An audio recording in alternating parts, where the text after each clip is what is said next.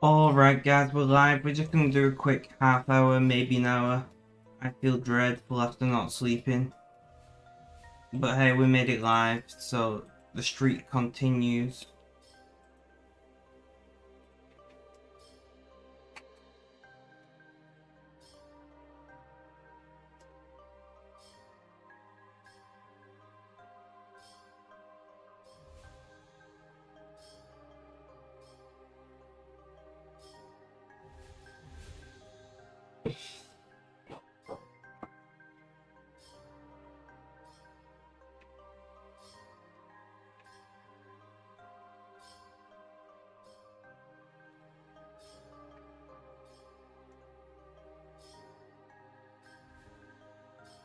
Yeah, I'm just gonna do half an hour.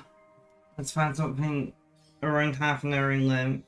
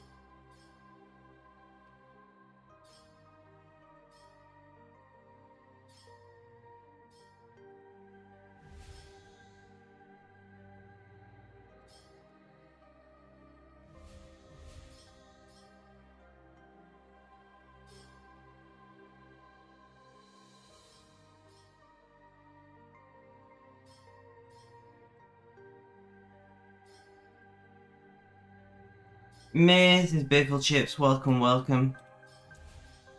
How you doing? How's things? How's life? Tell me all about it. I did a bit of necromancy last night, decided it's not for me.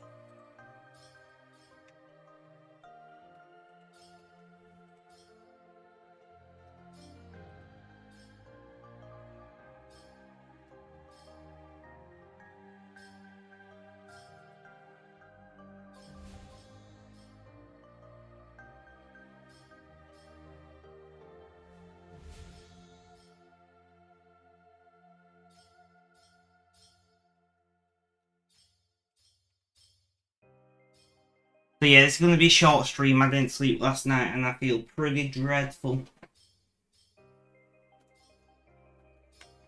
But hey, enjoy it while we can, you know?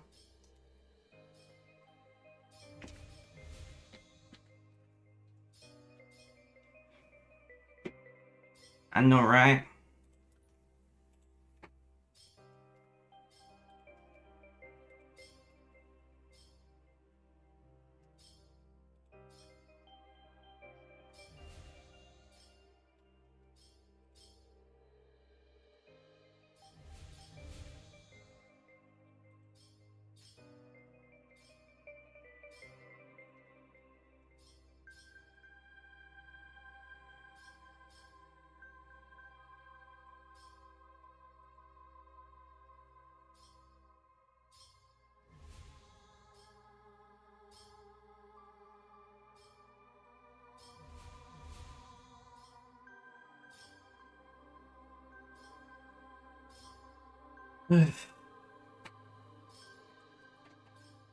Alright, I'm swapping it. We're listening to...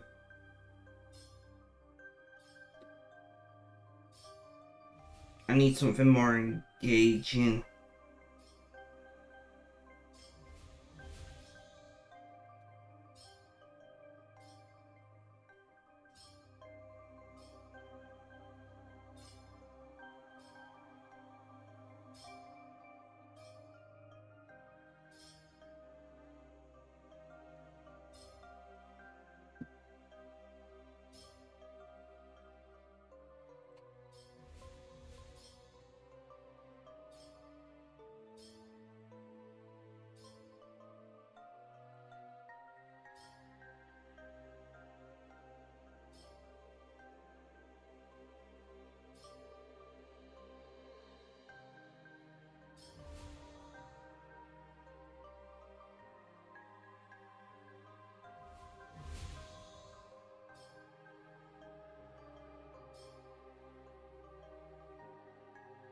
How are you feeling today, Mrs. Biffle Chips? How are you feeling? How did you sleep? How's work going? Tell me all the things I want to know.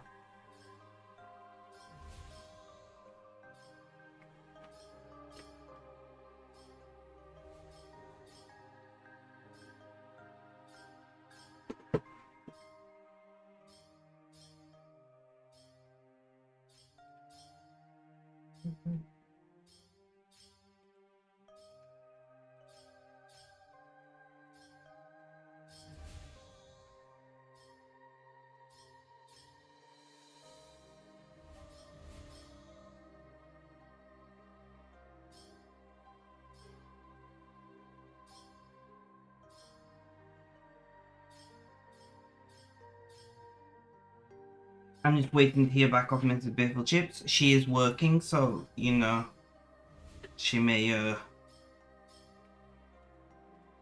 not be able to reply right away. That's okay.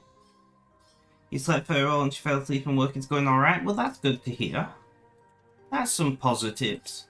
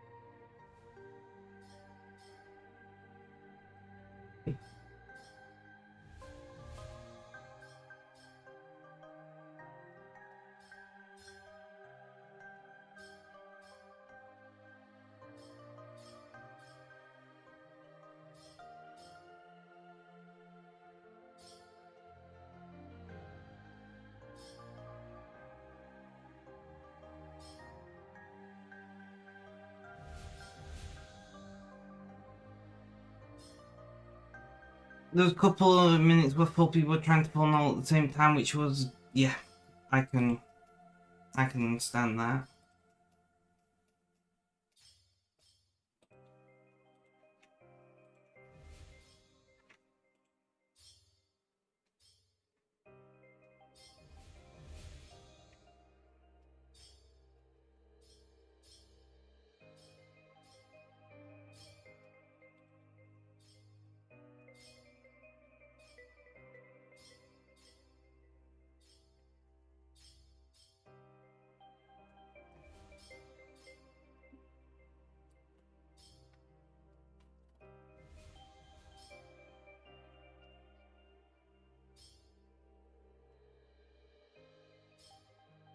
I've always wondered, why is it that powdered drink mixes are so common in America, like Kool-Aid and Tang and the like, but cordial isn't, you know?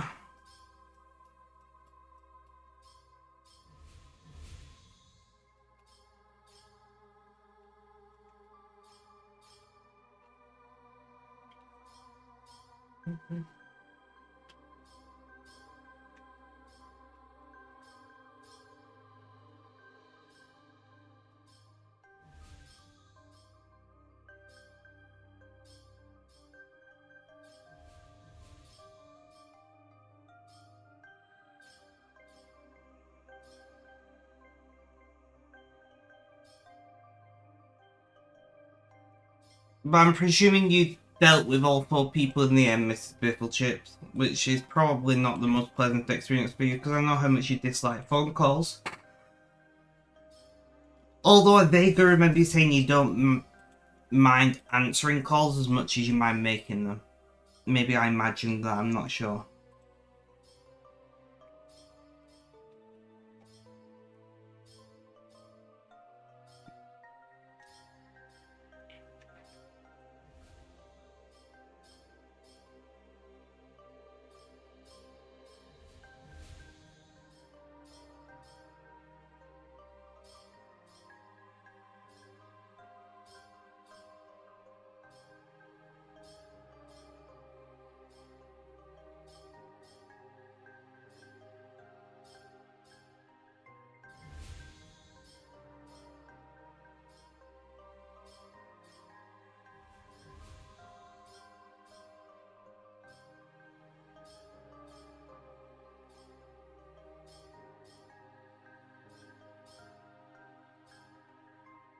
You're not a fan of answering calls, but it's better than making them. Yeah, yeah, yeah.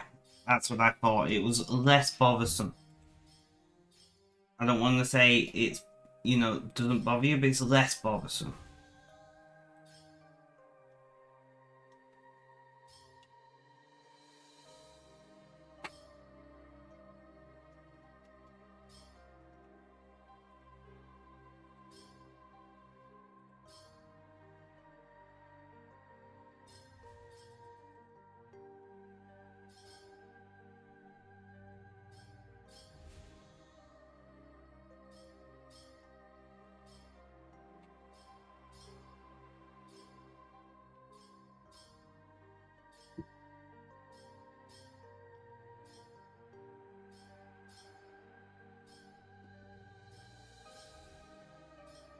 So I'm watching ration videos again, and in this meal, there's got a trail mix which consists of mixed nuts and pretzel pieces, and they've also got a pack of salted roasted peanuts, and I feel like that's a bit redundant.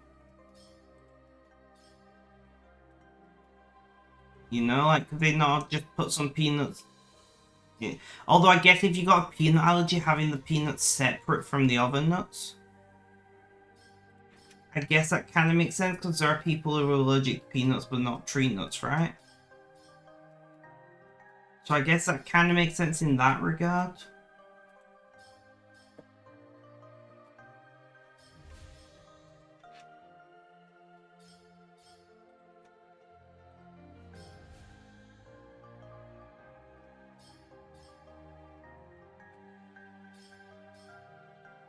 Yeah. And I guess people are also allergic to tree nuts and not peanuts and things like. I kind of get them being them separate in that regard, but yeah.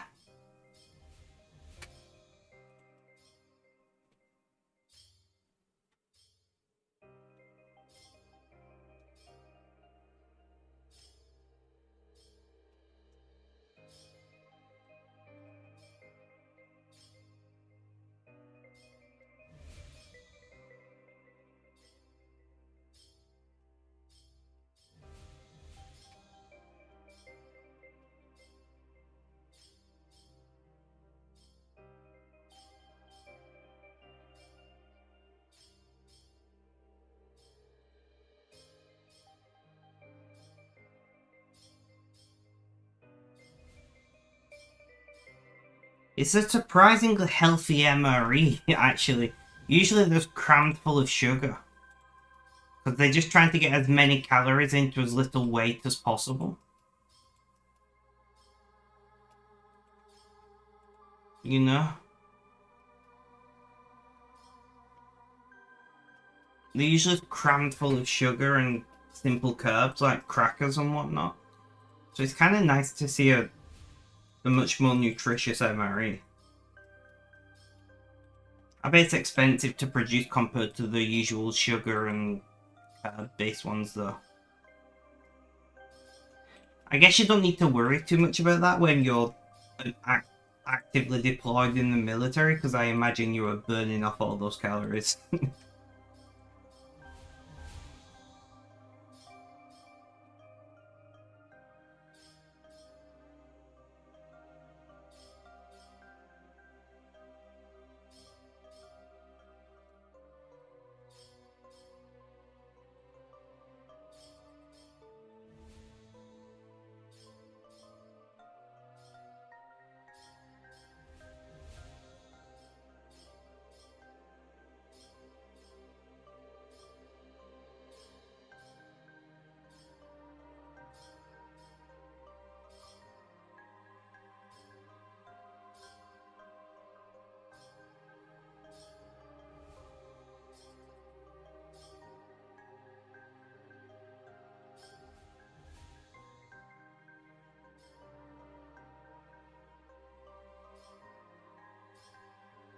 Yeah, more expensive both in the science and consideration behind the meal choices and probably in the food itself, yeah.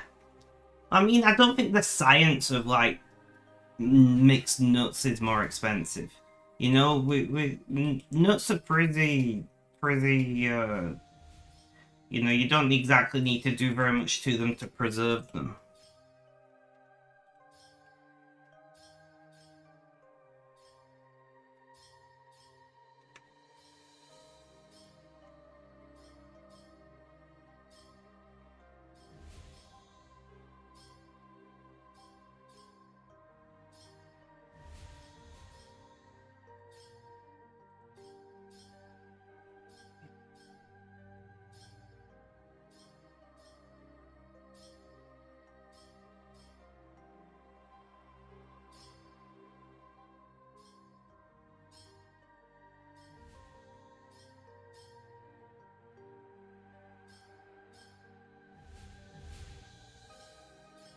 Guys, welcome, welcome. How you doing? How's things? How's life? Tell me all about it. I love it how 100% of my chat right now is Canadian. I mean, there is only 2 of you, so, you know, it's like, not that impressive, but still.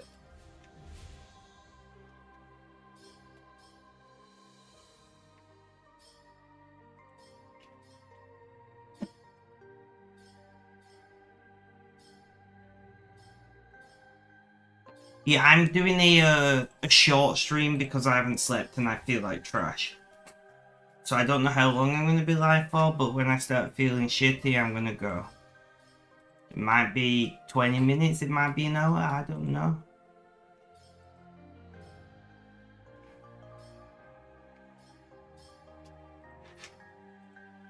Although we're already at nearly 20 minutes, I'm still feeling pretty okay, so it's not going to be 20 minutes.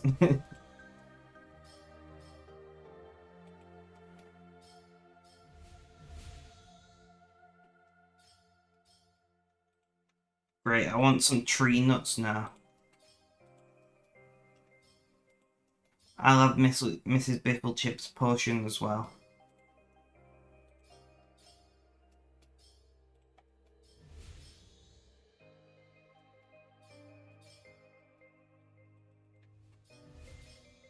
I do like Canadians.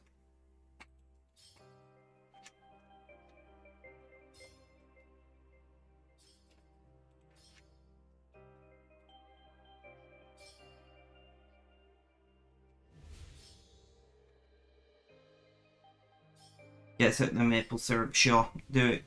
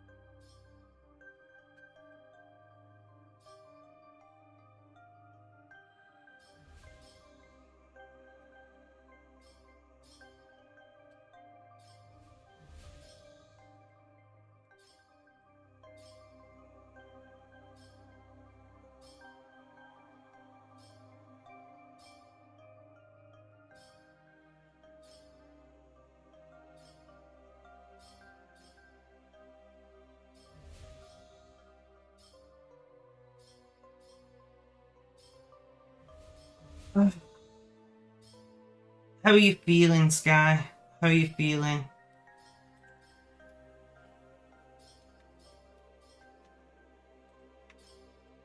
I don't know how much you want to say on the stream, which is why I'm asking you the question, because I know I technically have asked you this very recently. But I don't want to like go and like talk about your personal life live on stream. I'd rather you decide how much information is disseminated, you know? How am I? Very, very tired. I've definitely hit the crash.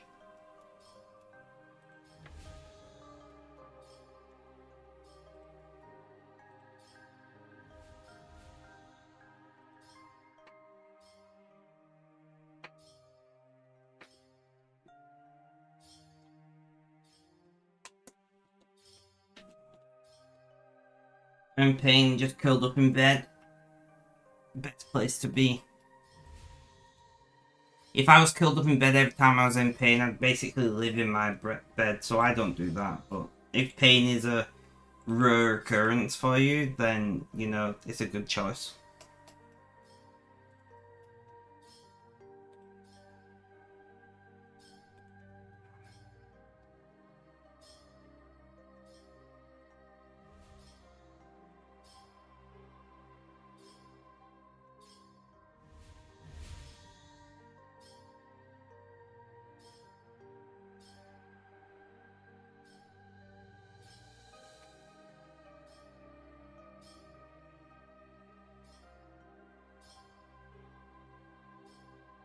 But look, so I put the...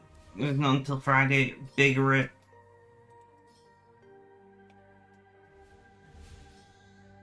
Hopefully they can do something to sort you out.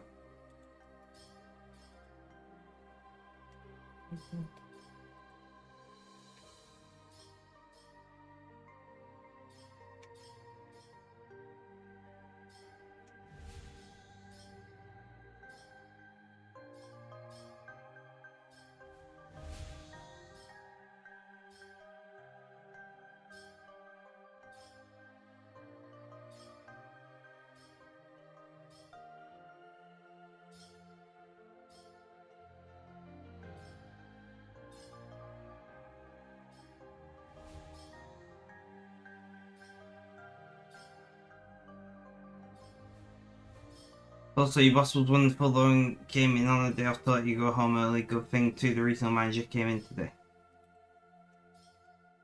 That's fair, that's fair.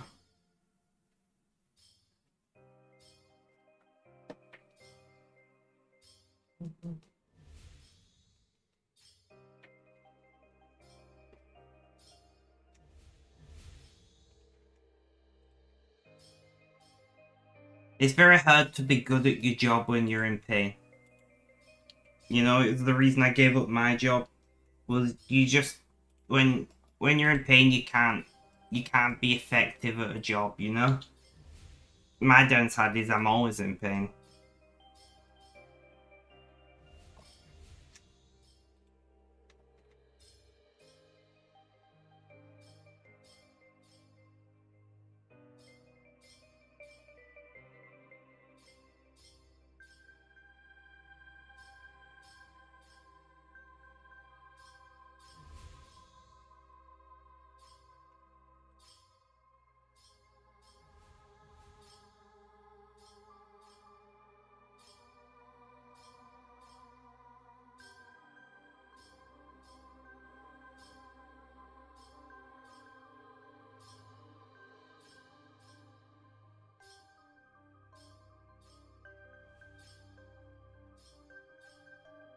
As you hit the point of no longer being able to stand, so on the verge of growing up, which side to hit today, it's just time to leave. Yeah, exactly, right? Like, a little bit of pain you can deal with and be mostly effective at your job. A lot of pain, you just can't function.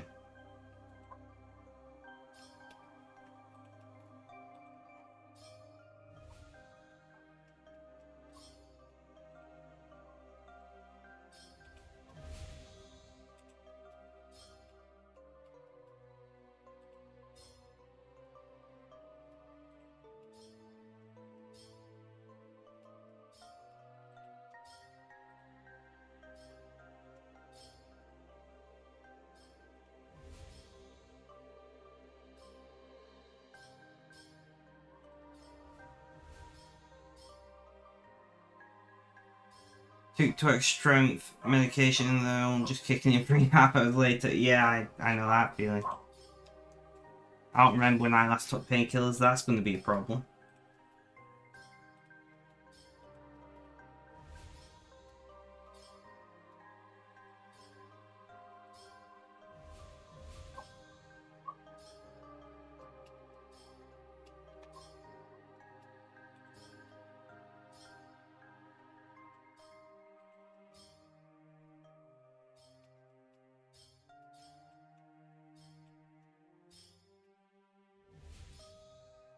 I'm guessing in that part it felt like it was I was going, yeah.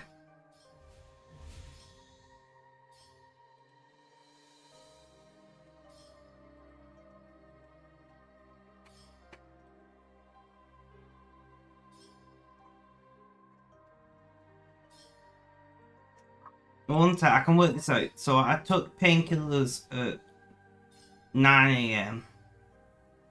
So that means I would have took them around 1 PM. So I'm about due painkillers.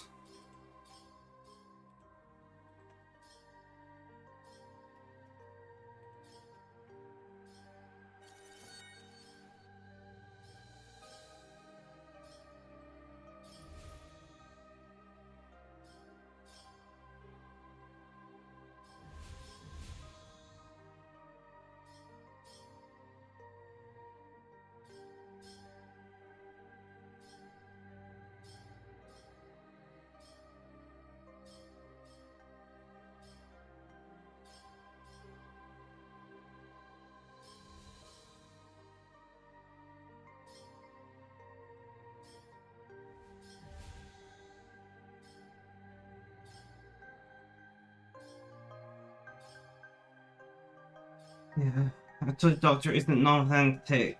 Told him to finally work and she just objected to do that time. Hopefully she listens this time. I mean,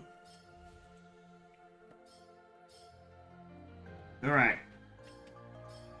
Real talk. Pretty much everyone on the planet takes painkillers wrong. And I used to do it and I got told off by the pain management team.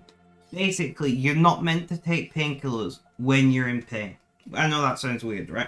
Basically, if you know you're going to be in pain, if you can feel the pain coming on, you should take the painkillers right away. And then you should maintain taking the painkillers even if you're not. Like, let's say you just start feeling pain coming on, unless it hits you like a truck, which sometimes happens, you can't help that.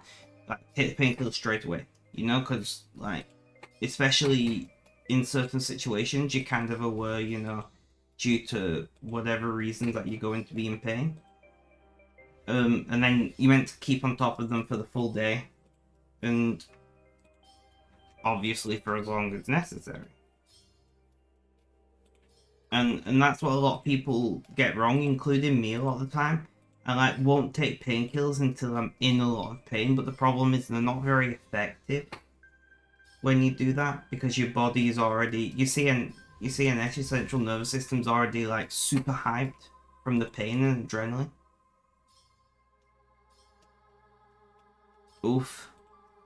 Yeah, exactly. Like, it doesn't. I'm not saying you're doing it wrong. I'm saying most people do it wrong. And I was like, why did nobody? I've got a pain disorder, right? Why did it take them 7 years to tell me how to correctly take painkillers? You know?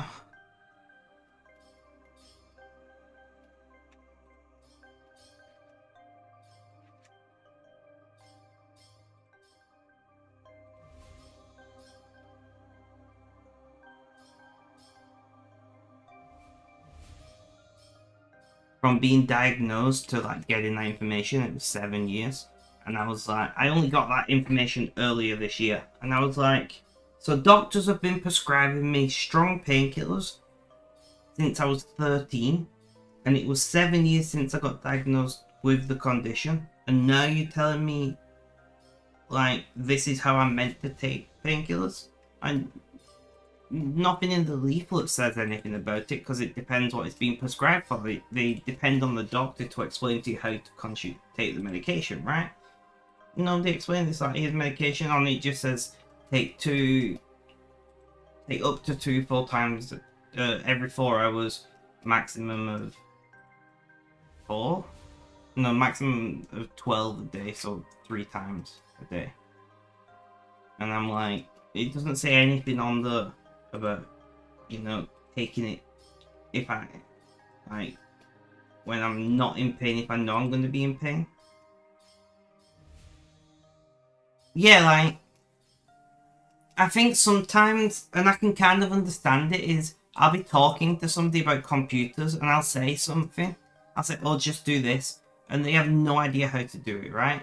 And to me, it's just like the most basic of information. It's something that I learned well before school because I have a passion for technology. Sorry about the dogs barking outside.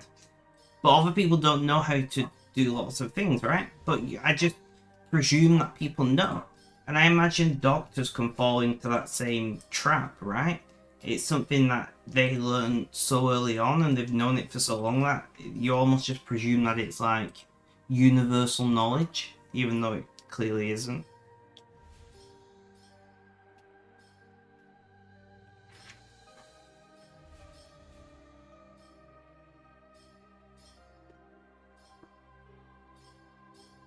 It is painkiller time, guys. I very smartly sent a message. Well, not very smartly. Somebody's asked what I'm doing, and I'd said to them I'd just put painkillers, and that was at 5 minutes past 1, so I am due painkillers.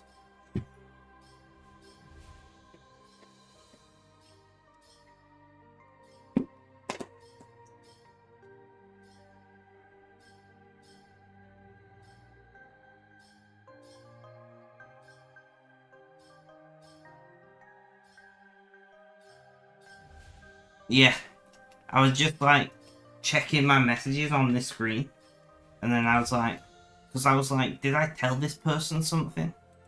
Because I couldn't remember if I told them this thing that I wanted to tell them, so I was scrolling through the message, and I was like, oh, that's handy. That's helpful. It was not done on anywhere near like purposefully to remind me when I took painkillers, but it works.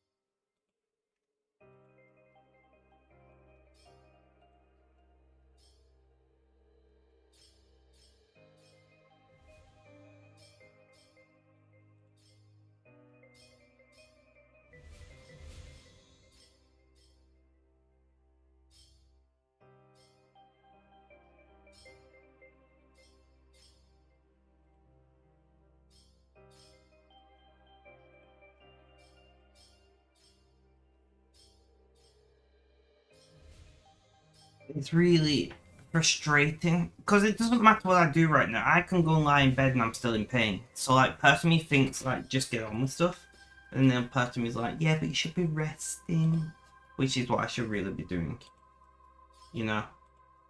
But like if I was resting all the time I was in pain, I would never get anything done.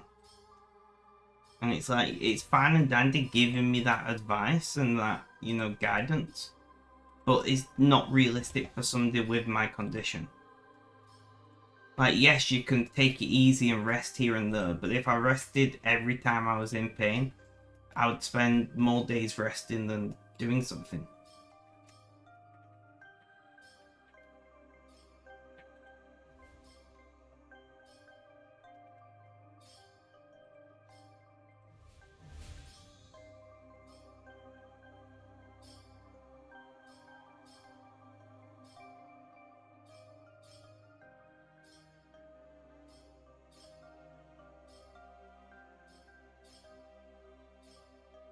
Welcome back, Sky, welcome back.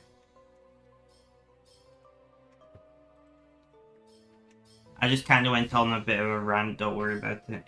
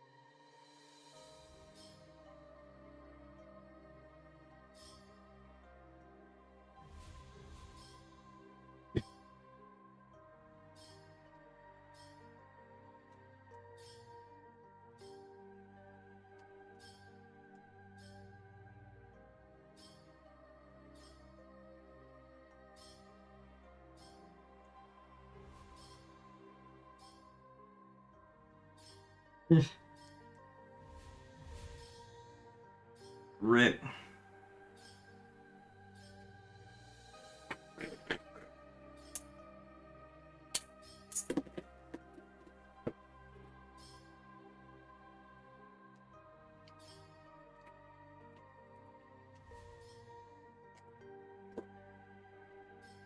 I love how I just used a very expensive microphone to break up this boiled sweets that was stuck together. I'm not too bright. I mean, that style of microphone is made to be thrown around, basically, so I don't think it's a problem.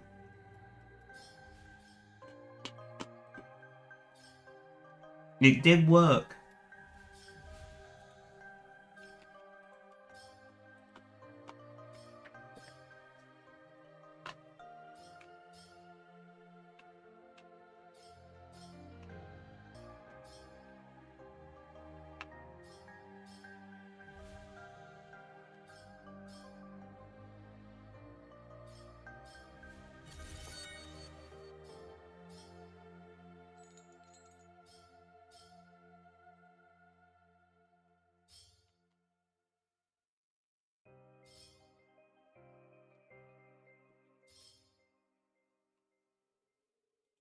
Yeah, doctors are very good at not listening. Trust me. I spent years telling them I was in pain. You know, I spent nearly a decade telling them I was in pain before they finally started investigating.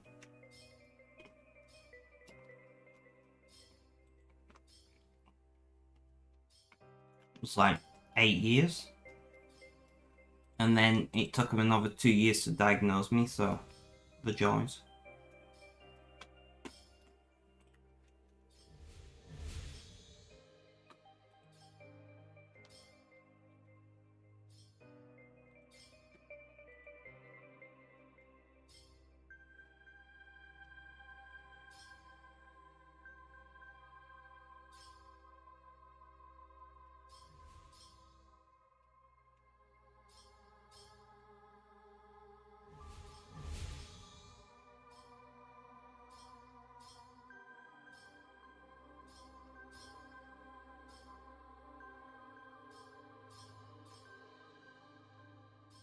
Well, the worst part of what I'm going through is usually it just gets waved off. Since I told you about what was going on, you can probably understand why. Yes, I completely understand.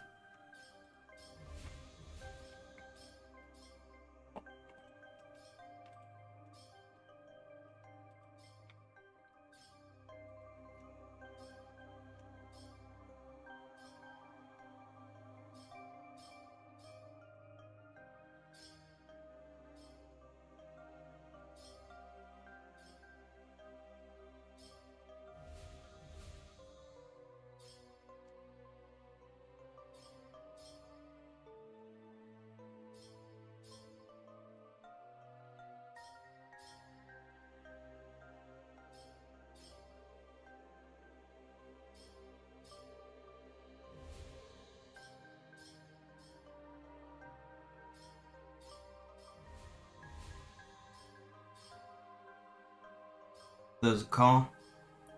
No worries, Mr. Biffle Chips, no worries.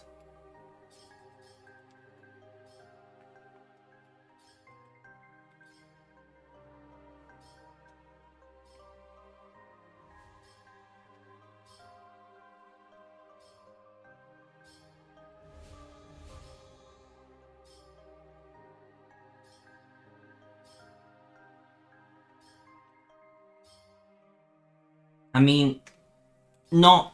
It's a very different thing, but I get a lot of the same dismissive things with my condition. And what most doctors don't understand is that the condition is significantly worse for men. It's very rare in men. I'm very unlucky. The condition is extremely rare in men. But the men that do get it, it is significantly worse, apparently. I don't know. But from like what I've talked to lots of people with my condition over the internet. I only know one other person with my condition, my mum, in person. But I've talked to lots of people. online over the years, and it seems to be true. You know, like a lot of them managed into the late 30s or 40s before they had to give up work. So, yeah, I get the same dismissive tones out of doctors all the time for different reasons, and it is very frustrating nonetheless.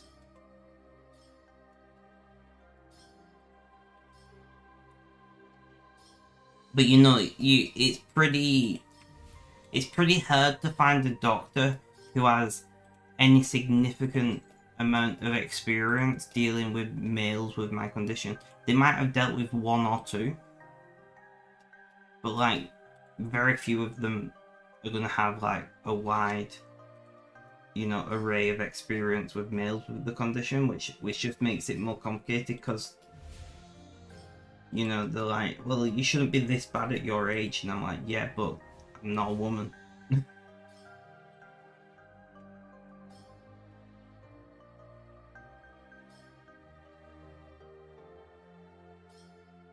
I'm aware I shouldn't be this bad at my age, but I am.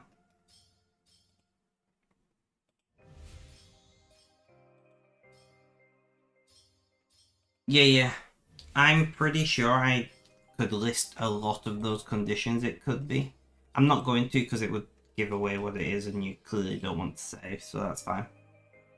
But I'm pretty sure I could list like 3 at least conditions that could be that could all be better managed with the correct medication.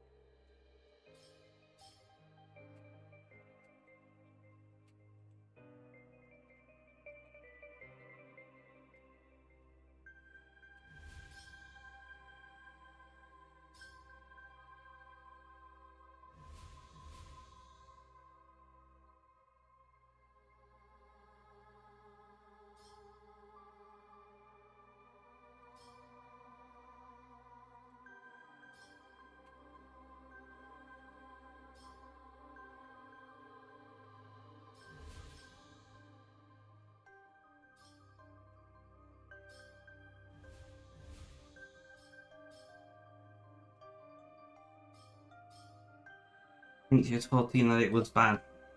Hope she listened now because, well, it hasn't been as long as yours and it was bad. It's just annoying. Yeah, and don't like compare yourself to other people, right? You know, it doesn't matter if it's not been as long as mine or if it may or may not be as bad as mine. It doesn't matter. It's still something that is stopping you from doing not only things that you have to do like work, but it's stopping you doing things that you enjoy. And in my opinion, if anything, you know, is painful or bothersome enough that it stops you doing things you enjoy, whether it's physical or mental health, pain or, you know, general discomfort, anxiety, whatever, then it's a problem, right? It doesn't matter if other people's got it worse or other people's got it better. What matters is how it affects you, right? And I think that's what a lot of doctors forget, is that yes, we're all humans and we all have relatively similar bodies and anatomies, but we're all actually quite different.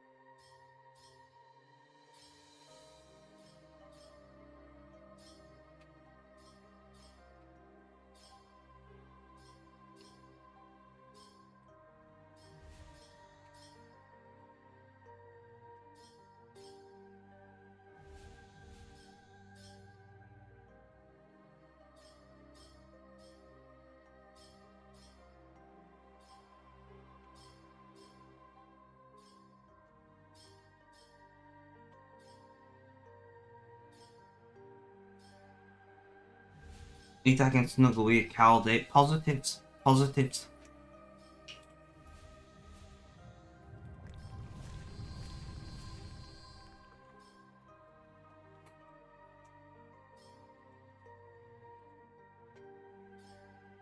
Funnily enough, I've got a meme for that, Sky.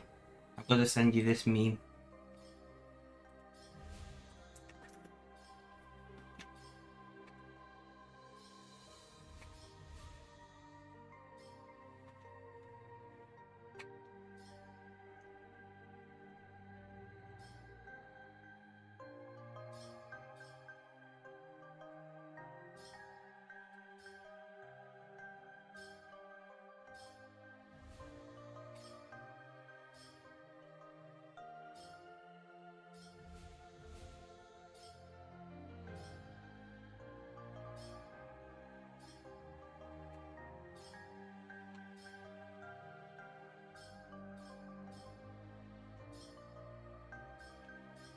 I know, right?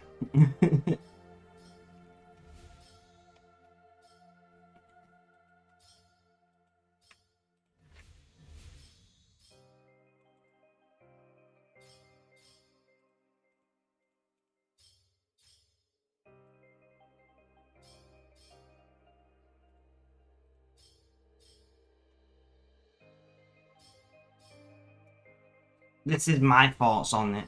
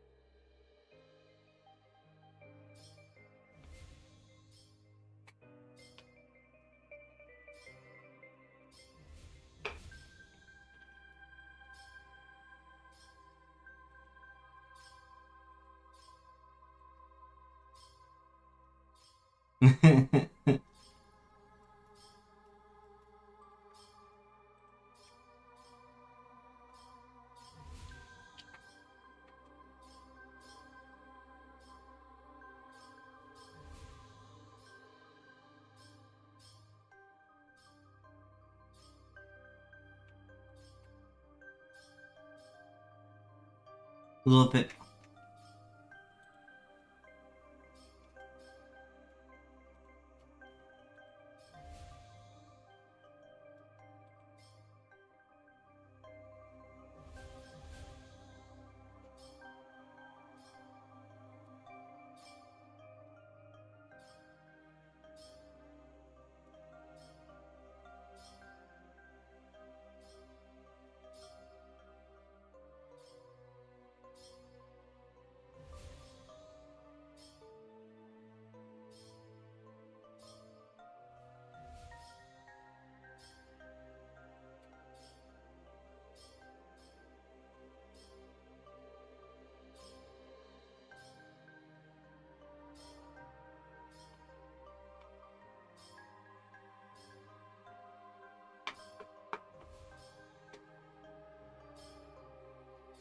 How many plans for the rest of the day? Hopefully get some kit soon. So I won't be sleeping. I've got ADHD meds in my system, which are essentially amphetamines.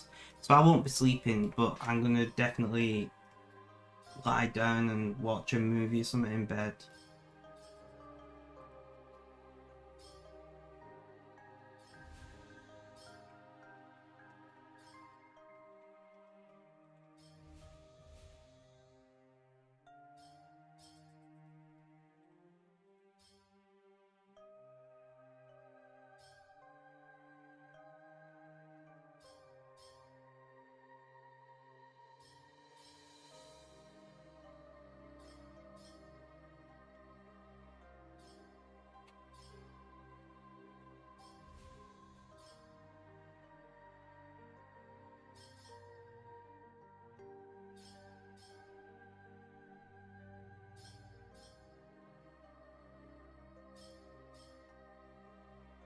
What will you need to get done today?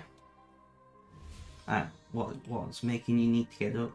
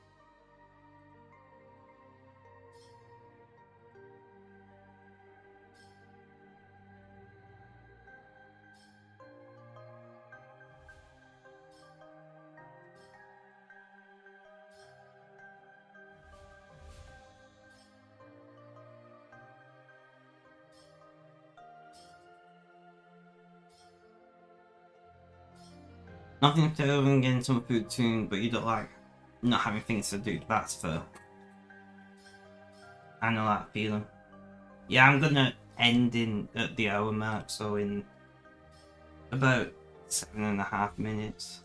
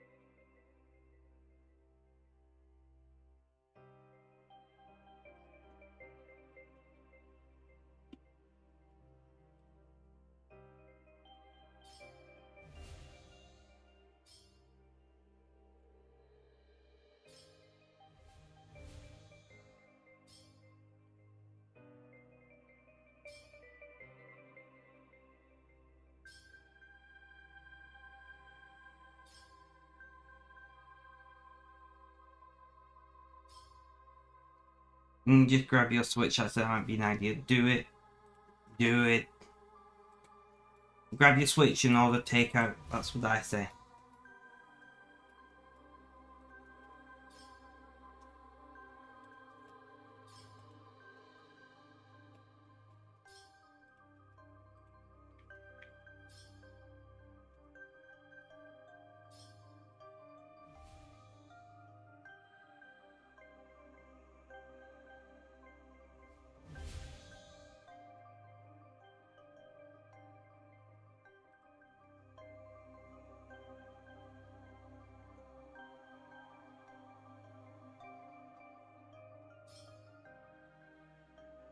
Your mum's home, so she'd probably make you some lunch, frankly. I didn't know you lived with your parents.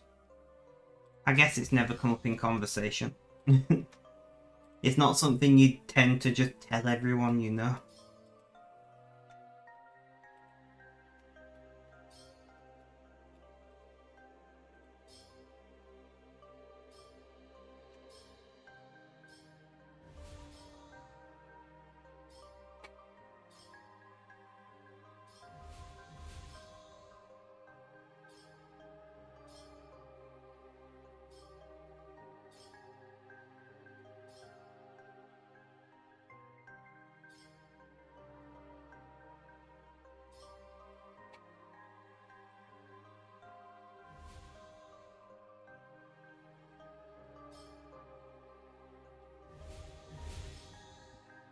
You expect to move out in yours?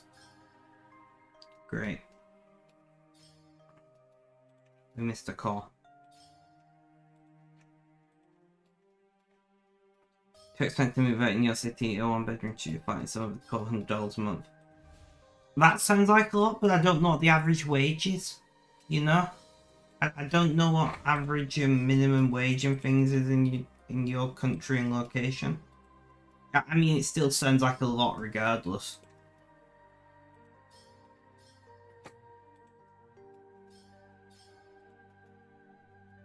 You would hate to know how much my house costs. And so let me do the conversion. So my 3-bedroom house, right? You'll bring about $1,600. I see the problem. My 3-bedroom house costs 470 Canadian dollars a month.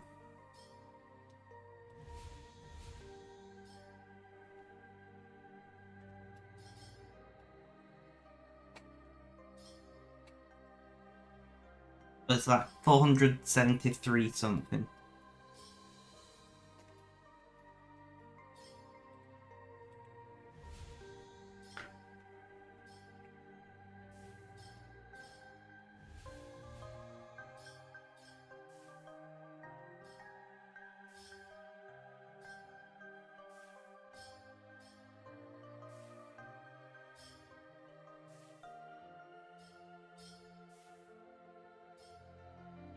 Conversion for you is a studio flat is roughly £700, yeah.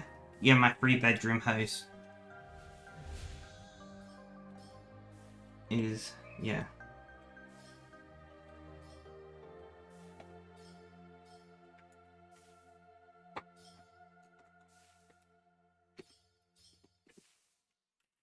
Let me just double check that conversion. Yeah, so it's like, per month it's like £280. I do live in social housing, so I'm just saying, like, I do live in social housing. But like, even so, when I was in a 4-bedroom private rented property, obviously with the family, that was, we're talking what, 5 years ago now, but that was only 595 for a 4-bedroom, 3-story, bathroom, a toilet downstairs, a full bathroom on the middle floor, and a shower ensuite on the top floor. And that was 595 in my currency. And that wasn't social housing, that was not in any way subsidized. I mean, there are advantages to living in complete shitholes. My town is a complete shithole. But it's cheap. Mostly because nobody wants to live here, but still, it's cheap.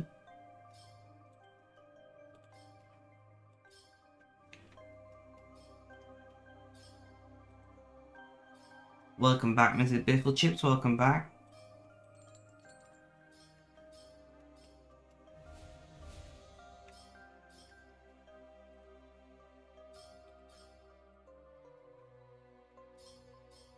We just need to get you and, I don't know how much information I can say, so you and your partner to move to my town. Cheap as anything.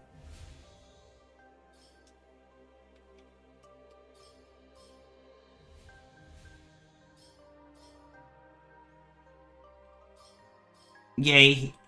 Like, most places where I live, like, it depends where in Britain you are, but most places where I live are either council houses, social housing, or they, if you are getting a, if you want pets, they usually just ask for 2 months up front rather than 1 month, which, you know, 2 months up front is £1,000, and you get that back if you don't damage the house.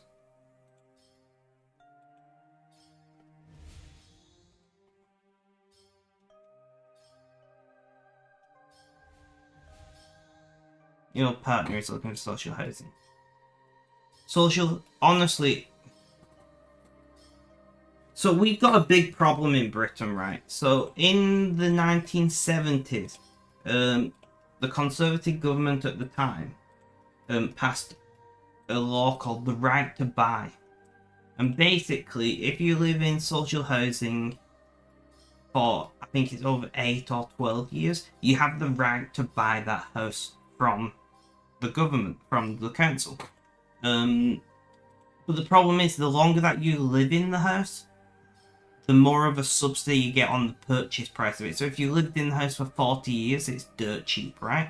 But what the government at the time didn't realise is that if you allow somebody to buy a house for a fraction of the market value, that the council can't afford to build a replacement house.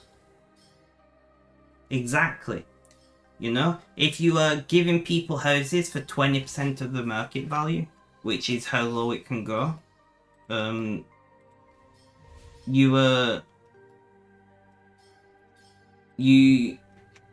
cannot physically afford to build a replacement house, right? So we have had, you know, since the 70s until recently, we have had very little social housing built. That's changing.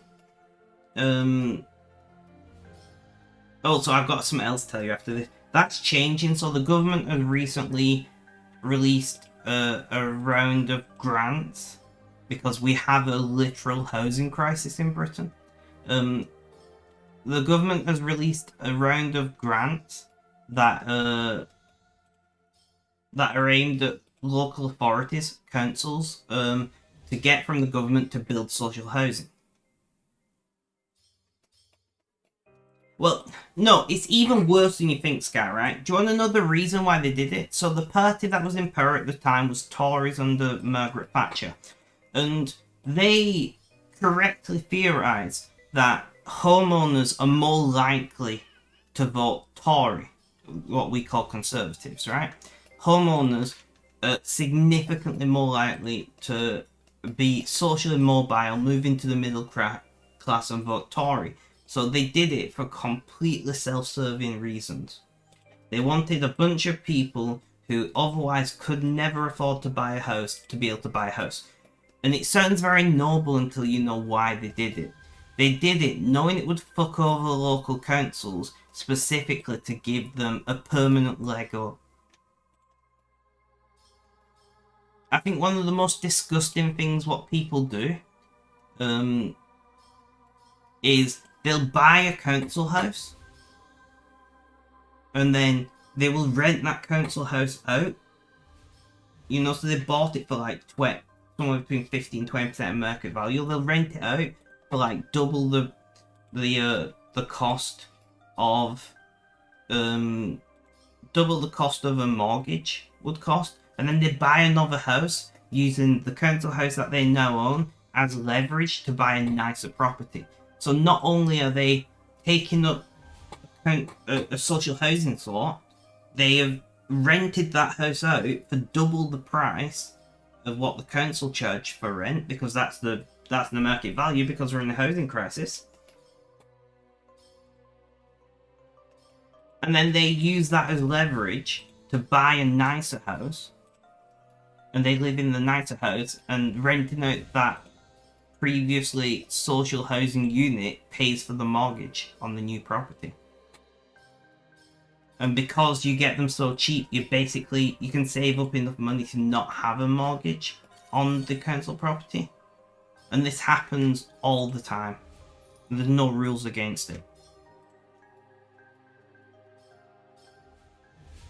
So the depleting social housing stock, and at the same time increasing the average price of rent, which funnily enough also increases the price of rent of all other properties, because that's how the housing market works, right? You know, if an ex-council house, which is a small, because you have to remember all these council houses where I live were all built in the 1950s. They were built straight after World War II. They were built straight after World War II. They are solidly built, brick throughout. They are beautiful, but they're quite small. They're very small, in fact. You know? So what happens is they buy the council house, they rent out the council house, and they charge what I think is a very unfair amount. But all the people who've got new build properties that are bigger, 4-bedroom, bigger gardens, they all go, well, if they can get that small 3-bedroom house and charge £500 rent on it a month, we can charge £700 because we've got 4 bedrooms. So we are systematically increasing the cost of living just to fatten the pockets of landlords who got their houses on the cheap thanks to an old law that was never repealed. And the reason it's not been repealed is any government what says you can't buy your social housing unit anymore will be vilified, right? Any government what says you cannot anymore buy your social housing thing will be vilified. They will. Because at the end of the day, for a lot of people, that is the only chance at home ownership. The problem is, once you own that home, you suddenly realise that because of, you know, the housing crisis, you now own a house that is, you know, that is worth well in excess of what you paid. You now own a house that is, you know, like my dad's house is the same layout as this house. He lives just over the road over there. The only difference with my dad's house is he built a conservatory on it. a conservatory, however you say that word, the glass room things, right? He bought that house for £12,500 before I was born. That house is now worth 185,000. So what a lot of people are doing is they get the council house, what they may have paid 40 grand for, and they instantly remortgage it and pocket the money, right? So they instantly remortgage it for the full value of the property, so they get around about 200 grand. They can use that 200 grand as a down payment on a mortgage, you know, to get a very low rate mortgage on a more expensive property, and they leverage the mortgage against the old house. Because they don't want to lose the new house, right? So they leverage against the old house, the house that they've got people living in and renting from them. And then, you know, they lose the job, whatever happens, and they lose their old house. The bank comes and kicks the people out and sells the house. But the bank, you know, the banks don't sell to just random people. They sell to massive companies who are maximizing profits. So that company comes in and they squeeze every last penny they can out of the property. Once again, increasing the cost of housing. Also, we have, this is my favorite thing, right? In Britain, we have a new law where all new housing developments have to have 25% affordable housing, right? According to our lovely Tory overlords, affordable housing is anything under £450,000 per unit. According to the Tories, affordable housing is anything that is just under £500,000. Explain to me how that is affordable to any normal person. Because basically, at the time it was a much lower cost, but the Tories increased it because, well, yeah. Funnily enough, you also don't pay tax and stamp duty on a unit that has been deemed affordable housing, which means there was lots of lobbying involved from house builders to increase it, and it was systematically increased at a very high rate. Specifically, so the company that was building the houses didn't get taxed on those houses, and when they sold them, they didn't have to pay stamp duty on them, which is a tax we pay for buying and selling houses. It's just, the system is fucked, right?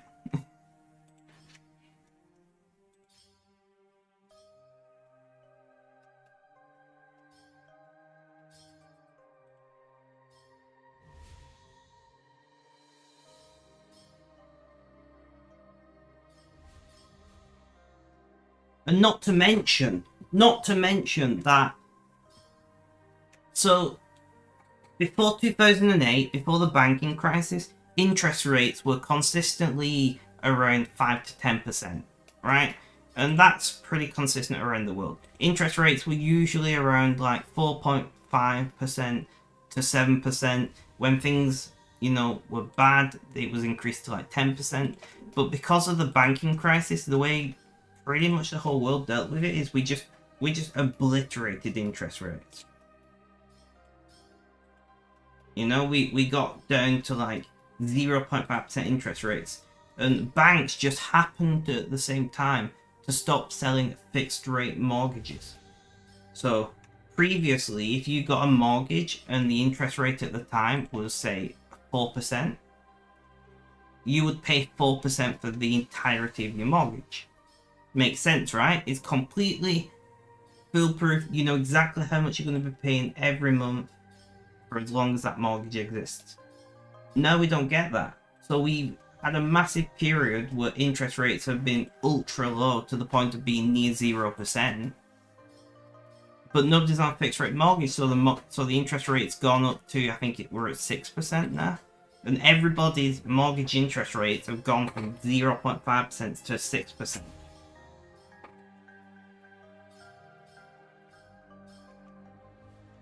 Which has massively increased how much they have to pay back every month, which has made a bunch of people, you know, who were in a not very good financial situation in the first place, who maybe could just about afford the house, to now be in a situation where they can't afford the mortgage.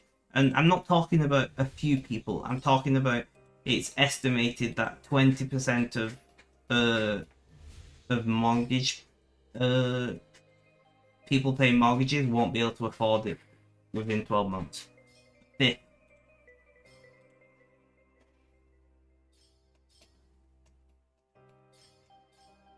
And do you know what the Tories did about it? They said, you don't have to pay interest on your mortgage for 6 months. You still have to pay your mortgage. The interest doesn't go away. It gets added to your mortgage. So it's not... And because you are delaying paying the interest, then, let's say you don't pay interest for a year, 6% of the whole mortgage, what you've got left. Let's say you've got £100,000 per mortgage, which is very low. A lot of people have more. So you owe £6,000 more, right? But you then have to pay interest on that extra £6,000 as soon as that 6-month grace period of not paying interest goes. So you end up in an even worse position, because you've got an extra 6, 12, 24, depends how much your mortgage is, grand, that you're paying interest on. But they don't extend the mortgage, so it compresses that interest and it's added onto every month, which means that the compound interest is significantly worse than if they were to extend it 6 months with a grace period.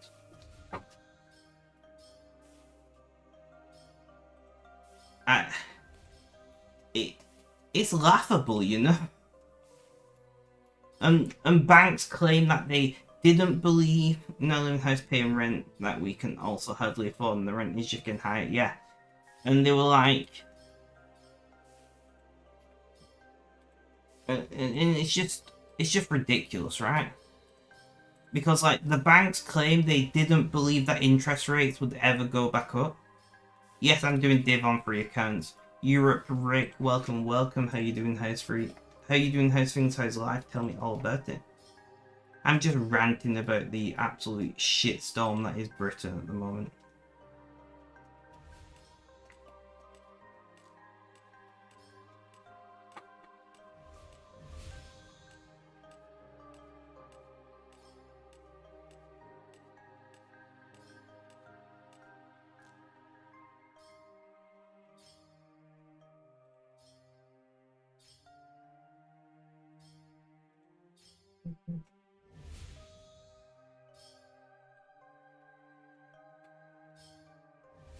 But don't worry, guys, because we can afford to build a new fleet of nuclear submarines. What's going to cost £36 billion per submarine to build, and then they're expected to cost... The whole program is expected to cost £3 trillion for the length of the program. We can afford to pay that.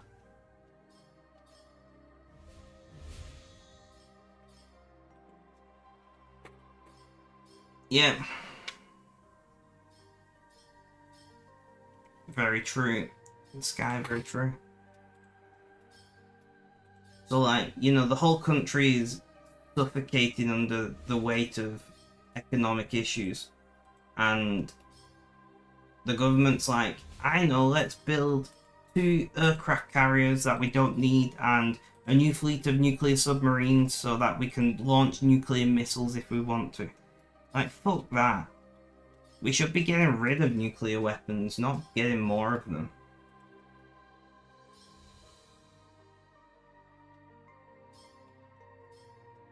But yeah, I'm ranting about my country whilst doing div on 3 accounts. Europe Rick, sorry if the rant is a bit OP for you. I don't usually rant like this.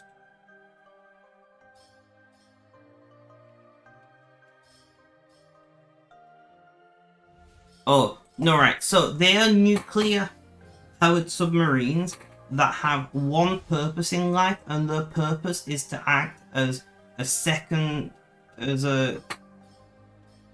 what do they call it? As a second strike weapon. So if Britain happened to be attacked by nuclear weapons, they exist solely so that we can fire nuclear weapons back at the country that fired nuclear weapons at us. That's the only thing they do. They have zero other purpose. They have zero other purpose. Right? They can't be used for anything else. That's it.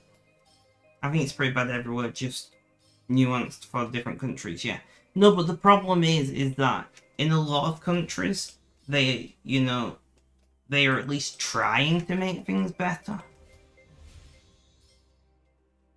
Like, I don't want anyone to think that I'm saying Britain is inherently bad, right? Because, like, we are going through a global issue, which is partially sparked by lots of issues that I'm not going to go into geopolitically, and partially sparked by the war in Ukraine, right? Like, there is a multitude of issues why there is an economic slowdown in the vast majority of the world. But Britain is like our power prices, right? So our power prices are almost triple that what's paid for power on the continent. Why? Well, because yeah. No, but at least they're trying. Our government goes, yeah, we're gonna so we've got what's called a price cap, right? So basically, the idea is for residential customers, there is a maximum amount that companies are allowed to charge per kilowatt hour, which sounds great. The problem is that it's significantly higher than anywhere else pays for electric. Right? It's significantly higher than basically everywhere on the continent, basically all of America, definitely higher than Canada, and it'll only be reviewed in 6 months because that's when it gets reviewed and they may reduce it. But all the companies, when the energy crisis happened, they charged the maximum amount that they were allowed to charge, and they realized that everybody's got to pay it anyway, right? Why compete with each other when you can just all charge the absolute maximum you're allowed, make as much money as you can? Nobody's going to switch from your company to another company because everybody's charging the maximum legally allowed.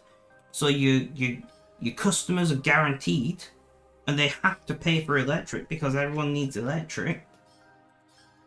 So they can just charge the maximum allowed. And our government could, at any point, go, the price of gas, which is, makes up 60% of our energy mix, has fallen, I think it's fallen by 40, 50% since the start of the war in Ukraine, which is when the last price cap was announced, by the way. We can just cut the price cap. Do the government do that? No. Why would they? Because, funnily enough, half of the Tory government own massive shares in power companies. Which I think is a massive conflict in interest and should not be allowed, but here we are. It's pretty bad everywhere, but Britain is particularly badly affected. And it's particularly badly affected because after the credit crunch, we had a Labour government at the time, and they introduced a swath of new rules and regulations for lending and how interest rates work and everything. And the Tories came and they got rid of it all. The banks said, you can trust us, we learned our lesson, we don't need regulation. And the Tories said, okay, and got rid of the regulation. And suddenly we lost, a lot of the protections that we have. Yes, Guy, yes, you should get some lunch. How long have I been ranting for? Half an hour. But yeah, things are pretty bad everywhere. Things are particularly bad in Britain, but not as bad as Venezuela.